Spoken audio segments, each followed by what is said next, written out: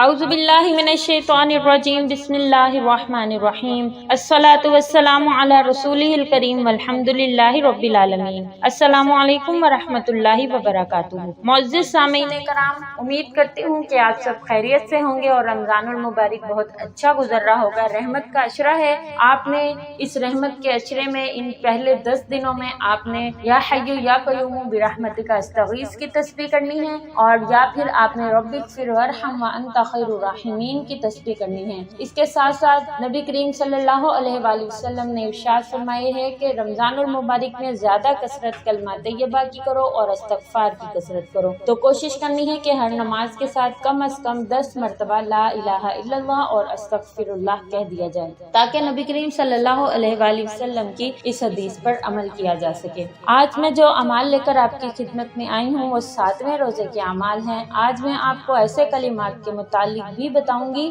جن کو پڑھنے سے اللہ تبارک و تعالیٰ تمام حاجات کو پورا کرتے ہیں، تمام مشکلات کو حل کرتے ہیں۔ یہ کلمات اللہ تبارک و تعالیٰ کے حضور میں آپ کا ذکر کرتے ہیں جا کر۔ جس طرح آپ ان کا محبت سے ذکر کریں گے، جس عقیدت سے ذکر کریں گے، اسی طرح یہ کلمات اللہ تبارک و تعالیٰ کی بارگاہ میں آپ کا جا کر ذکر کریں گے۔ اس سے پہلے کہ میں اعمال بتاؤں، آج کے دن کے اعمال آپ سے ذکر کروں، آپ سے گزارش ہے کہ اگر آپ میرے چینل پر نئے ہیں یا مجھے پہلی مرتبہ سن رہے ہیں تو میرے چینل کو سبسکرائب کیجئے اور ساتھ ہی لگے بیل نوٹیفیکیشن کو آن کر دیجئے، تاکہ میری ہر ویڈیو آپ کے پاس نوٹیفیکیشن کی صورت میں ظاہر ہو سکے۔ 7ویں روزے میں آپ نے نماز فجر ادا کرنے کے بعد اللہ تبارک و تعالیٰ کا پیارا سا نام یا کریمو پڑھنا ہے 200 مرتبہ۔ یا کریمو پڑھنے والے کو غیب سے روزی عطا کی جاتی ہے، اللہ تبارک و تعالیٰ اس کو علما اور صلحاء میں عزت عطا فرماتے ہیں۔ نماز ظہر ادا کرنے کے بعد آپ نے پنجم کلمہ 33 مرتبہ پڑھنا ہے۔ استغفار کی کثرت کرنے سے انسان کے تمام گناہ معاف ہوتے ہیں، وہاں انسان کی تمام حاجات بھی پوری ہوتی ہیں۔ بعد نماز اثر آپ نے سورۃ الفاتحہ کو 40 مرتبہ پڑھنا ہے۔ سورۃ فاتحہ سبع المثانی ہے، اس میں ہر درد کی دوا ہے، یہ آیات شفا بھی ہیں، ہر بیماری کی دوا سورۃ الفاتحہ میں ہے۔ سورۃ الفاتحہ کو بعد نماز عصر 40 مرتبہ پڑھ کر پانی پہ دم کریں اور خود بھی پئیں اور اپنے گھر والوں کو بھی پلائیں۔ اللہ تعالیٰ اس کی بدولت آپ کی تمام بیماریوں کو دور کرے۔ بعد نماز مغرب سوم کلمہ جو سبحان اللہ والحمد للہ ولا الہ الا اللہ واللہ اکبر ولا حول ولا قوت الا باللہ العلی العظیم، اس کو 70 مرتبہ پڑھنا ہے۔ یہ ہیں وہ کلمات کہ نبی کریم علیہ الصلوۃ والسلام نے ارشاد فرمایا اللہ تعالیٰ کا جلال جو تم ذکر کرتے ہو وہ تسبیح سبحان اللہ، تحلیل لا الہ الا اللہ، تحمید الحمد للہ ہے۔ یہ کلمے عرش کے ارد گرد گھومتے رہتے ہیں، ان میں شہد کی مکھیوں کی طرح بھنبھناہٹ کی آواز ہوتی ہے۔ اللہ تعالیٰ کے سامنے اپنے کہنے والے کا ذکر کرتے ہیں،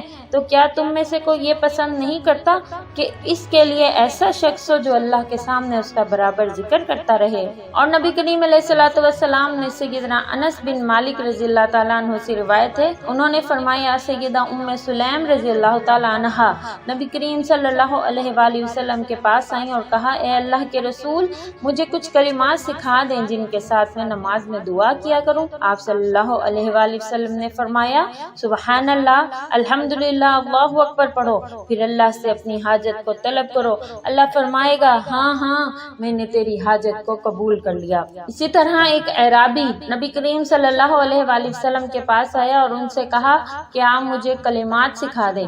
نبی کریم صلی اللہ علیہ وآلہ وسلم نے اس کا ہاتھ پکڑ کے فرمایا کہو سبحان اللہ والحمدللہ ولا الہ الا اللہ واللہ اکبر۔ اعرابی اپنی انگلیوں پہ گنتے ہوئے وہاں سے چلا گیا، پھر رکا اور سوچنے لگ گیا۔ نبی کریم صلی اللہ علیہ وآلہ وسلم نے تبسم فرمایا، مسکرائے اور کہا ضرورت مند سوچ میں پڑ گیا۔ وہ واپس آیا اور کہا اے اللہ کے رسول، سبحان اللہ والحمدللہ ولا الہ الا اللہ واللہ اکبر یہ سب تو اللہ کے لیے ہیں، میرے لیے کیا ہے؟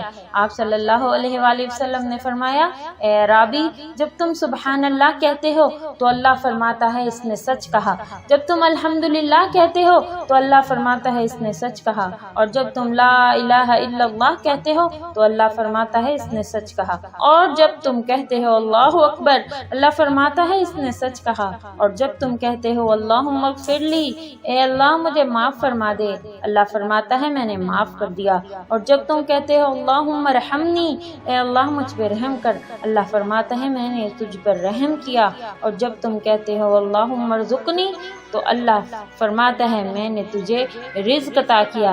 अरबी ने ये तमाम कलिमात अपनी उंगली पे शुमार किए और वो चला गया। इन कलिमात को अदा करने से अल्लाह तबारक व तआला आपको मुआफ़ फरमा देंगे, आप पर रहम करेंगे, आपको रिज़्क़ अता फरमाएंगे। और ये कलिमात अल्लाह की बारगाह में आपका जिक्र करेंगे। बाद नमाज़ इशा आपने हस्बुनल्लाहु व निअमल वकील इसकी तस्बीह करनी है।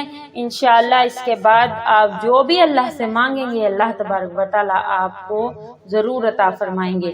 उम्मीद करती हूँ आपको मेरी ये वीडियो इन्फॉर्मेटिव लगी होगी। अगर अच्छी लगी हो तो लाइक करें, शेयर करें और कमेंट ज़रूर कीजिएगा। और मेरे चैनल को सब्सक्राइब करना मत भूलिएगा और साथ ही लगे बेल नोटिफिकेशन को ऑन कर दें। इंशाअल्लाह कल 8वें रोज़े के अमाल के साथ आपकी खिदमत में हाजिर होंगी। तब तक के लिए इस दुआ के साथ इजाज़त चाहूँगी कि अल्लाह तबारक व तआला आपको आसानियाँ अता फरमाए और आसानियाँ तकसीम करने का शर्फ अता फरमाए। अस्सलामु अलैकुम व रहमतुल्लाहि व बरकातुहू।